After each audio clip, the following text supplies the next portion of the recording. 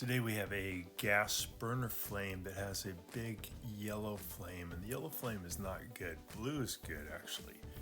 Yellow flame means not enough air, and you're going to have a lot of carbon monoxide, and it won't get very hot.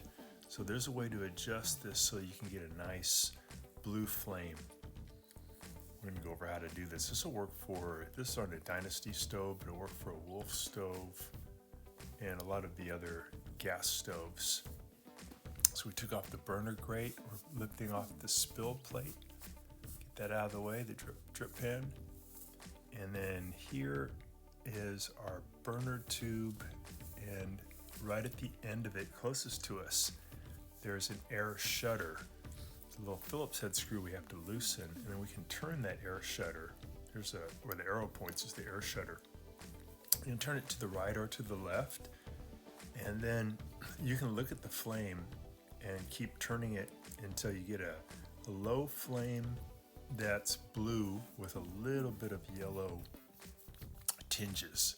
So we turned it and it looks a little bit better, but we may have to do some more adjustment because we want the most efficient flame that's the hottest as possible, which is the blue flame, with the least amount of yellow, because the yellow, again, putting carbon monoxide into the kitchen, which we don't want, and it's not very hot. So we still have a lot of yellow tinges. We're turning it now, it's even more yellow, so that's going the wrong way. So here's a little bit better view of that air shutter where that arrow is pointing to. And sometimes they're kind of stiff once you remove the Phillips head screw or loosen it. Sometimes it's still kind of hard to turn. You can use a pair of pliers to help.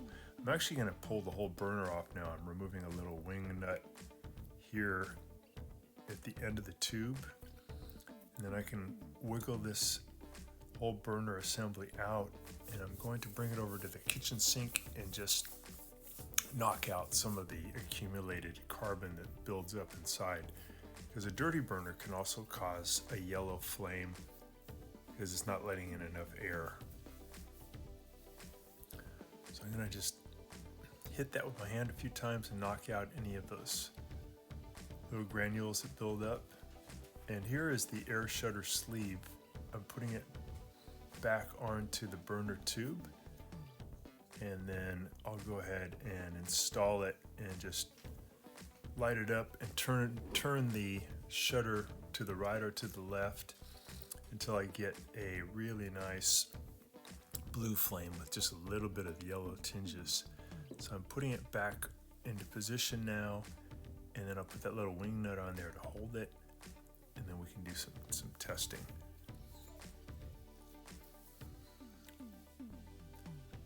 There's the wing nut.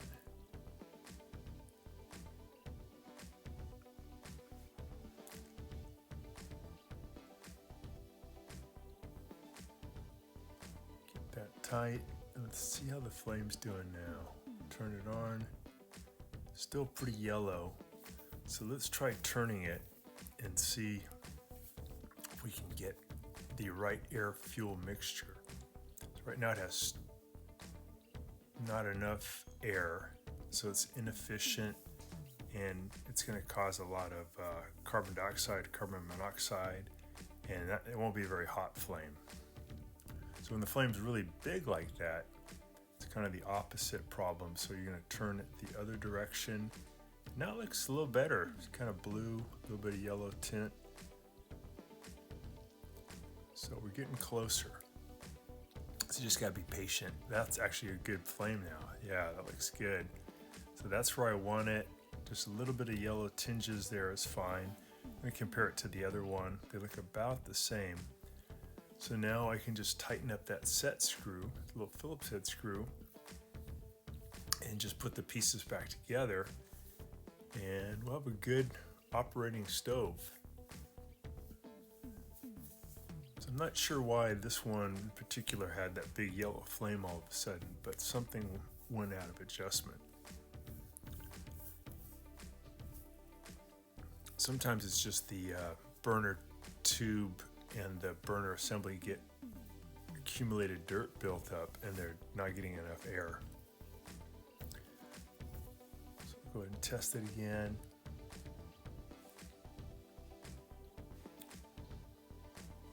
Yeah, it's pretty good.